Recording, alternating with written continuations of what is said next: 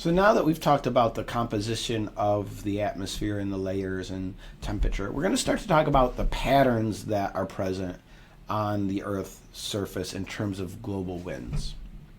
So to think about why there are winds and why winds form in these certain patterns, we need to first understand how solar energy entering the Earth causes the uneven heating of the Earth. So we know that because of the shape of the Earth, which is relatively round, solar radiation coming in at the Earth's equator comes in relatively perpendicular to the surface. And so the solar radiation, the rays, are focused on a relatively small area. As we move to the higher or lower latitudes, this applies in both hemispheres, and we get to the curvature of the farther upper latitudes, what we see is the same amount of incoming solar radiation gets spread over a larger area. And so that leads to uneven heating of the Earth's surface. More intense radiation at lower latitudes, less intense radiation at upper latitudes. And there's also another factor that comes into play, that around the equator at the lower latitudes, as the solar energy comes into the atmosphere here, it travels a shorter distance through the atmosphere before it reaches the Earth.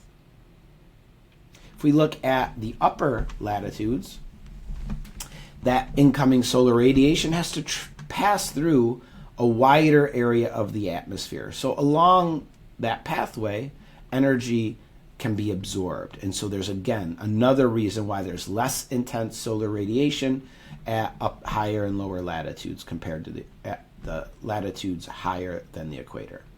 Both of those factors come into play. And so that results in uneven heating of the Earth, more heating around the equator, which is sort of common sense. You know that equatorial areas of the Earth are generally warmer than the upper latitudes. It's cooler at the upper latitudes. And so there's uneven heating, which leads to differences in density, which leads to the movement of air molecules and the creation of wind patterns. So these uneven heating of the Earth results in the production of these patterns of global circulation. Okay? These are complex models of the Earth's atmosphere, but they are really important to understand. So it's important that you know what's going on, and they are often confusing to students. So let's start here with this model on the lower left. Again, along the equator, we just mentioned that this has the most intense solar radiation. Okay?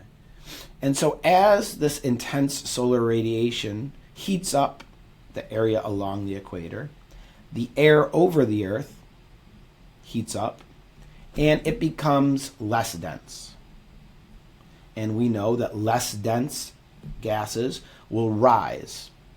And so what happens here is, and we can see it here as well, this is the equator. As there is uneven heating and more intense heating around the equator, the expanding air becomes less dense and it begins to rise. We see that here, rising air at the equator, rising air at the equator. And there would be lines that should be coming towards you out of the screen, but we can't depict that, obviously. So this rising, less dense, warm air leads to the water vapor that's present in that air condensing, because as this air rises, it begins to cool. And cooler air holds less water, so that excess water at saturation falls out of the atmosphere. And therefore, along the equator, we generally have high levels of precipitation. Okay? And so we can see that shown in this model. As this air rises, clouds form, precipitation forms along the equator. And as this air rises here along the equator, new air flows in from the north and from the south. New air flows in to take the place of that air that has heated up and risen. And that starts to form these convection currents, which we see here. So between 30 degrees and the equator, both north and south, what we have is air flowing from 30 degrees towards the equator. And that's to replace this rising air. And so we start to form these circular patterns. These convection currents are what we call them. We see it here as well. The rising air, its place is taken by this air coming from 30 degrees north, 30 degrees south.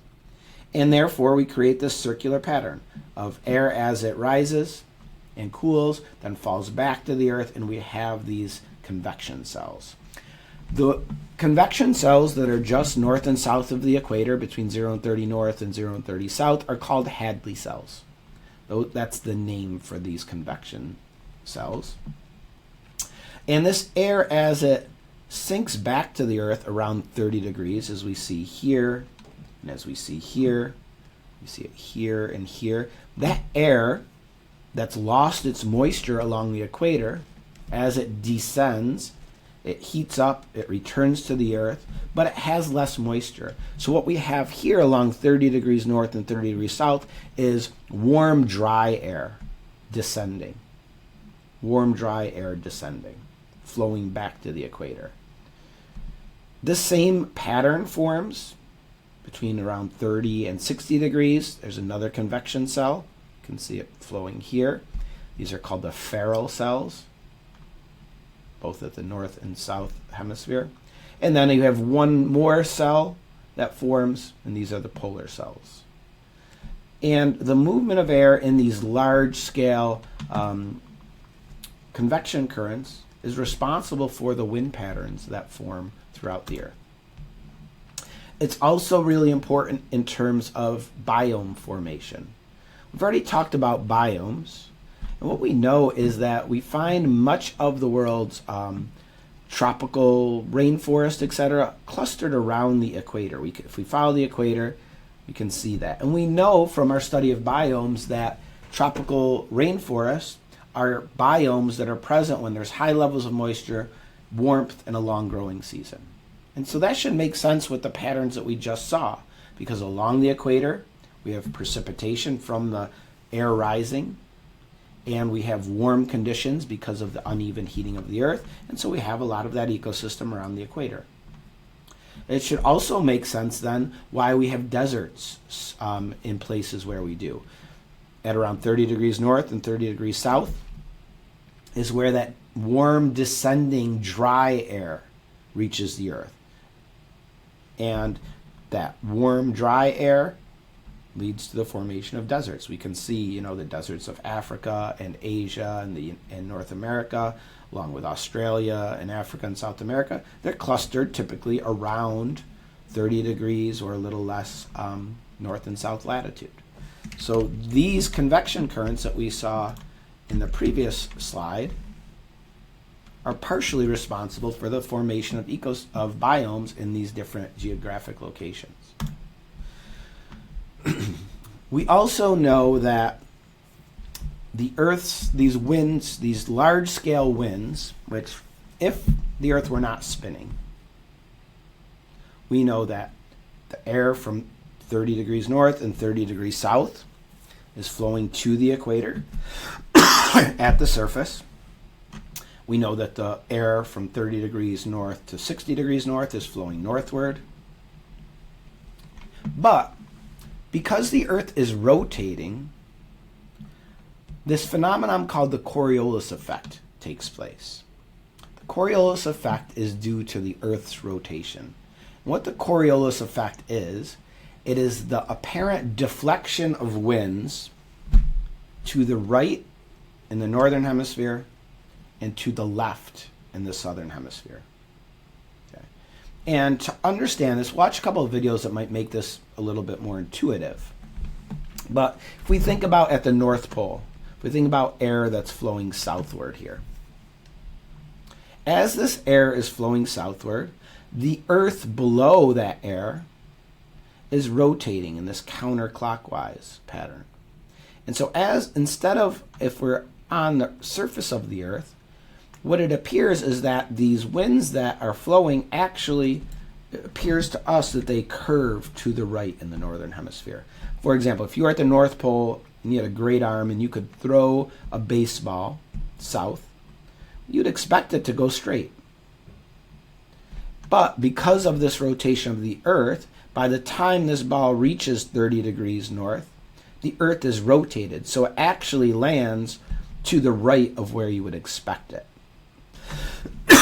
Winds do the same thing. Winds appear to bend to the right in the northern hemisphere and to the left in the southern hemisphere.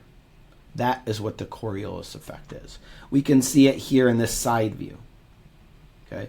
The air that's flowing from 30 degrees north down towards the equator appears to bend to the right. The air flowing from 30 degrees north to 60 degrees north, again, rather than traveling a straight line, appears to deflect to the right. And in the southern hemisphere, it's to the left, instead of going straight. And this pattern of the Coriolis effect, combined with these convection cells, give us these predictable wind patterns that we call the prevailing winds. So here's what the prevailing winds look like across the globe. Obviously, they vary and they could change over time. But what we see is the air that's flowing south towards the equator and north towards the equator in the southern hemisphere, it's being deflected, and that leads to what we call the trade winds. The trade winds are winds that blow from the east to the west. Okay? They're called easterlies. When you talk about wind patterns, you name them from the direction they are blowing from. Okay? So these are easterly winds because the air is flowing towards the equator, but because of the Coriolis effect, it gets deflected to the left, and so they appear to be blowing to the west. If we move up into these Ferrel cell areas, we have the opposite pattern. Okay. So we have the winds that are blowing from 30 to 60 degrees. They appear to deflect to the right, and that gives us the prevailing winds in this band. And the same thing happens at the polar cells. And so we have predictable patterns, and humans have known about this ever since they've taken to the seas. Humans have used these wind patterns to sail from one part of the world to another. And you could predict, if you're in this area in the ocean, that the winds are going to be coming from the east. If you're up here in this latitude, there are westerly winds, they're called, which are going to be coming from the west towards the east. And so these prevailing wind patterns are formed by the combination of those convection cells and the Coriolis effect.